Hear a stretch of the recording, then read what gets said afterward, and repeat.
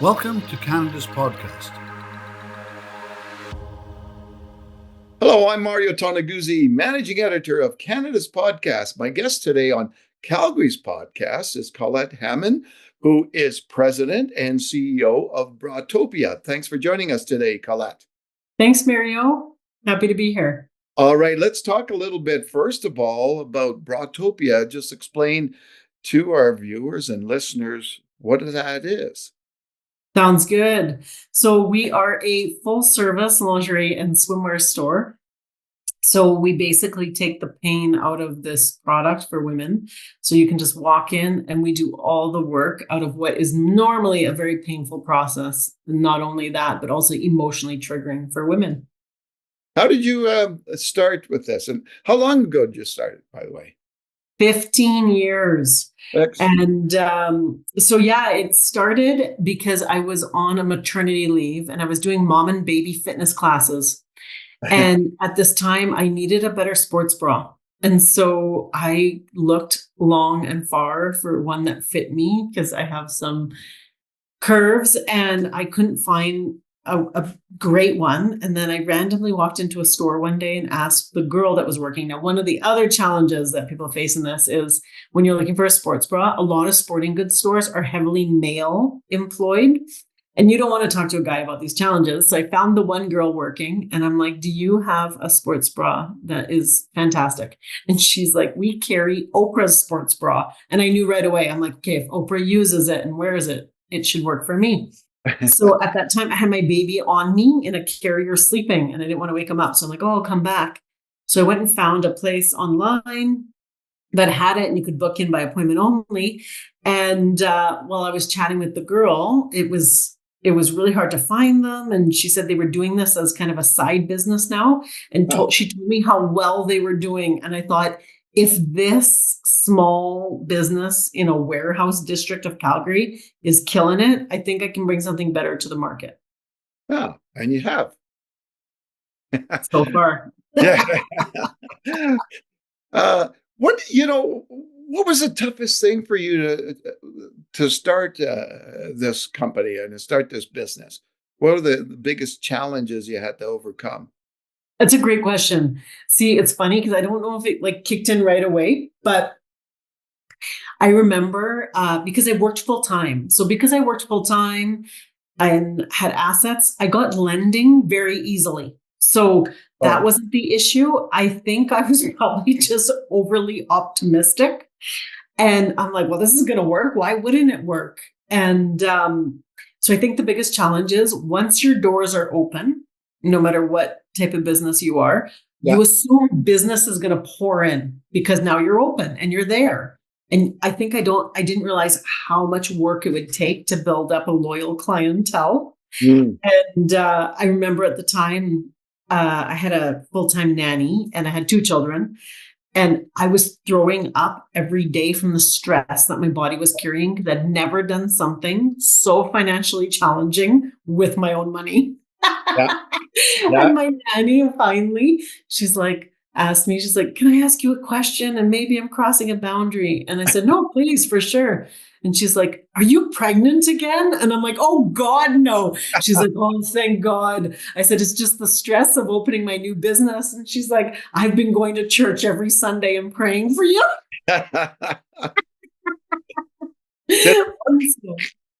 She didn't pray hard enough because then I had a 3rd child, but but yeah, it's one of these things. And one of the jokes I do make to people, I'm like, there's 3 things nobody would do if they actually knew what the journey was like. I'm like, get married, have children, or open a business. Thank God for optimism. Yeah, exactly. Oh, interesting. Yeah. So, can you give me a sense from 15 years later, like sure, where how the brand has grown over that? Of course, it's so and what's so interesting is because when you stay on top of what's going on and you're doing SWOT analysis, and some businesses saw things coming that would wipe them out, and others didn't. Is 15 years later, what I've seen has been our strength is truly the service component. is that no matter what age women are, we know so little about bras because we get told that it should be a certain way by somebody mass producing, that when they come in, they're looking for the education and the service. And that's what's kept us going.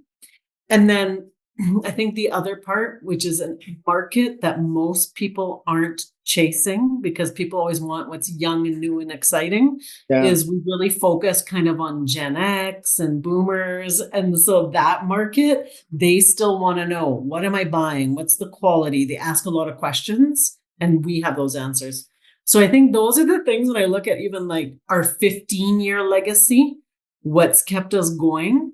And then just always seeking out like the brands we know that are solid, which some of those brands are third and fourth generation ran from all around the world. So it's very interesting to see what has worked.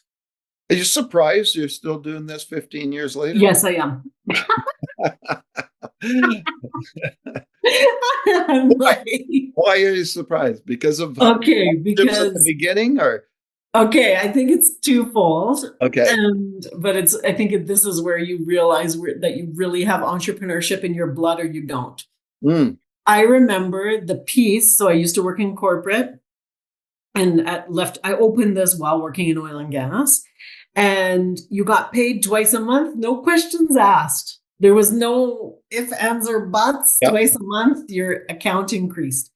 And carrying, like, you need guts of steel for a lot of entrepreneurship, and carrying the challenges after 15 years. And so it's funny because even in a summary conversation yesterday, there's been an economic crash, the one in like 13, 14. Then we have pandemic. You had crazy increases in property taxes, which get passed on to tenants from our city of Calgary. Yeah. And so there's always something that you can make the best predictive business plan in your life that you don't see coming. Yeah. And so, there's times that I still go back to thinking like, God, it was so much easier to get paid twice a month. When most entrepreneurs, and I identify to this group, we could never go back to having to answer to a boss. Yeah. No, I know. Yes. It's different once, because, my background, I was 35 years in an office at the Calgary Herald. It's incredible. Until I got my walking paper, so to speak. Right. And so 9 years later, like coming up in 9 years in January, but, I could never see myself going back, to that kind of, I'm going to say lifestyle, but work style, I guess. No, it's true. It's once you taste that, it's hard to get it out of your blood. And like the one that I laugh about, and I'll challenge you on the most, can you imagine putting in a time off request now, 9 years later? Yeah. So I had blanket periods of time where I couldn't take time off, right? Of course. Yeah. And so that's the way. But so what were you doing before this? Well, and it's fun. So even just going on to your career, I remember one of my very first jobs was delivering newspapers in my hometown. Cool. So never could you have convinced me then with what I was doing that newspapers wouldn't be as prevalent today. Yeah. I worked in corporate in oil and gas. I have a background in tax, and so I knew a lot about tax. And then I kind of switched careers a lot, and then I'd done my master's. So I went and did an MBA and started working in supply chain. And it was also an interesting time because my very last projects, and I'm going through the years because it was maternity leave that kind of switched into the life change too. This was like 2011, 2012. Oil and gas was booming. Projects were going up everywhere. And so everything we were analyzing was about like scarcity of resources, people, products, and specialists. And how are we going to keep up with this? And then obviously a year and a half, two later, there was such a big crash that I worked in a department. This was another sobering moment that I'd made a good choice, even though it's a challenging one. I worked in a department that had, I think, 350 people at the time. and I went to a Queen's alumni event, ran into a former colleague, and he said, "Do you know how many people work in our former department now?" And I said, "No." He's like, 65. Oh, yeah. And so you hear these things, even Yeah. if you're having a bad day, you're like, okay, I still have some control over what I'm doing. Discover the latest trends, strategies, and success stories in the ever-evolving world of business. CanadasPodcast.com. Subscribe now. When you look at, say, the corporate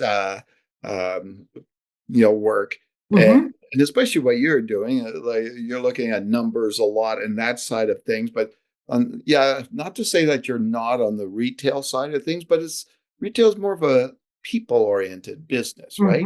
How did you make that transition? That's a great question. So even when I was growing up, I worked a bit, like I had a couple fast food jobs and worked at 7-Eleven. Yeah. So those were kind of my entry level, learn how to have a job careers. And I never even worked in a retail store. So one of the things I depended on, either while doing interviews, we would ask different questions, and big chains have everything calculated and algorithmed, and we'd take notes on like, oh, what are they doing? And learned a lot from my staff how to run the retail store. And I think the biggest shift from being an employee to having your business too is the people management side, because everything that was once someone else's risk is now yours, including labor standards and making payroll and all the other things. So even if you have a team at another company, they're coming up with the money to pay them. So this was probably some of the biggest switches.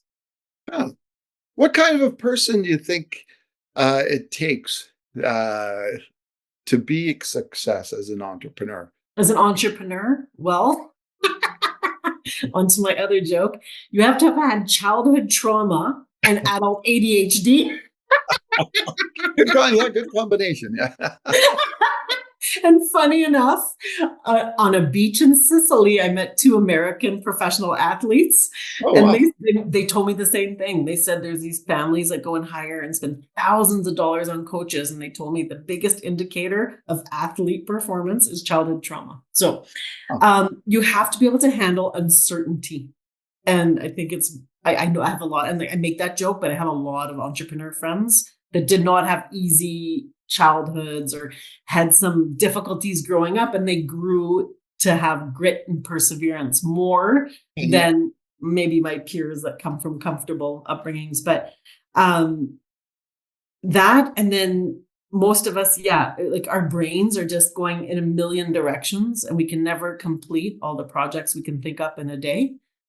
And it's that living with uncertainty, like where I would listen to former former coworkers during pandemic talking about, oh, they're making us go back to the office, or, there was talk that they're going to reduce our pay. You, as an entrepreneur, you're like switching on parts of yourself you didn't even know existed, because you're either walking entire groups into a room to lay them off, and you have no sense of your future personally or for that group. And so it just takes, to me, like I said, it's these guts of steel. It takes strength and courage at levels that I remember the comfort of being an employee. Yeah. It's funny you say that. I'm just going through my own head. I know, please. That's why I'm sharing your experience too. You're a fellow entrepreneur. But the thing, when you look at it, and you've gone through economic downturns, you've gone through a pandemic. What does it take for an entrepreneur to have longevity, despite the fact that you're going to have these things happening all the time, right? And you're right. And then in Calgary, of course, Calgary's got the other issue where it's up and down with the oil gas, right, and the oil and gas industry and the economy. So, what advice would you give entrepreneurs to get through that? I think it's and when you ask it in that format, okay, you have to stay in love with your business. Like it is like a challenging marriage. Like it's not easy to stay married. And you have to find what it is about this business that keeps you going, your why, as Simon Sinek will quote.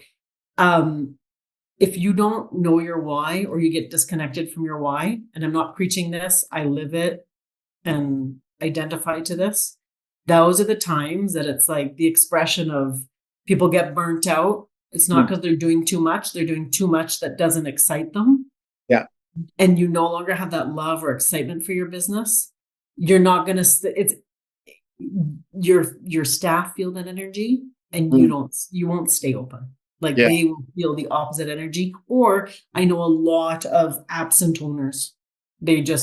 Somebody's running the company now and they lifestyle somewhere else or do other things. Yeah. So I think that is part of the longevity.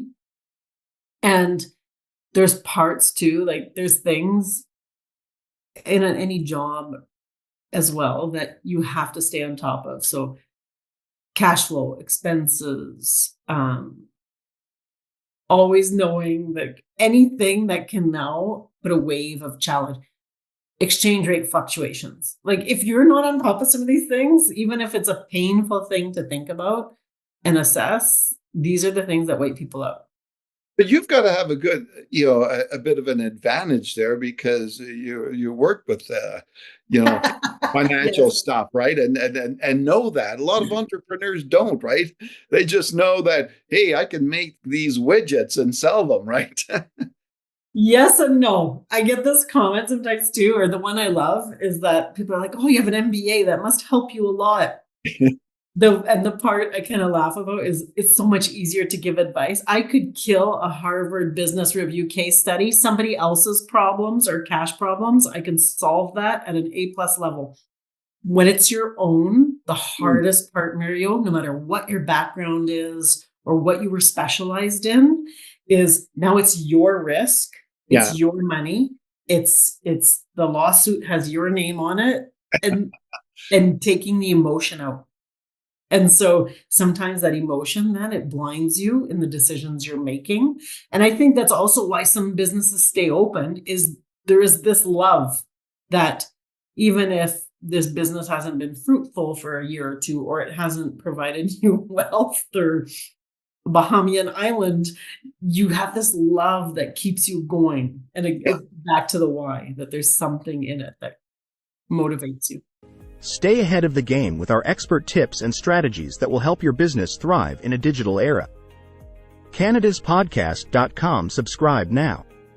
What, in building your business and from the beginning, like, did you have any, I guess, for lack of a better word, role models that you looked at, whether they were through books or entrepreneurs that you saw out there that already out there that kind of showed you the way, so to speak? No, great question. I think when I look at where I had influence from, well, twofold. I was raised in farming, which at one point in my life, I never looked at it as entrepreneurship, but our entire family were entrepreneurs. They were either farmers, or I had an uncle that had gas station, service station, car dealerships. And so it was always all around me. And so you're going to get programmed into entrepreneurship if you're raised in it. And then when I was opening this business, I found an article. Someone mentioned a business in the UK. And I started reading about this business, and her name's Sarah Chumlin, and she does this online shopping in the UK was ahead of its time. And she started it as a catalog company. And so it was just, sometimes you need that like person that you're like, okay, if someone did this, so can I. If somebody climbed Everest, I can climb Everest. And so I started looking for kind of those inspirations. There's a lot of obviously very bold female entrepreneurs in the market now, between like Sarah Blakely's the founder of Spanx. I saw a lot about her. She was inspiring. But I mostly, when I go and look for an entrepreneurship story, I call it a rags to riches story. I love hearing like that phoenix rising Yeah, or that it came out of nowhere. that inspires you. Always. Because it just gives you that, like, if they can do it out of these circumstances, like, Hmm. for example, Joy, if you saw the movie, the lady that invented the cotton mops. Uh-huh.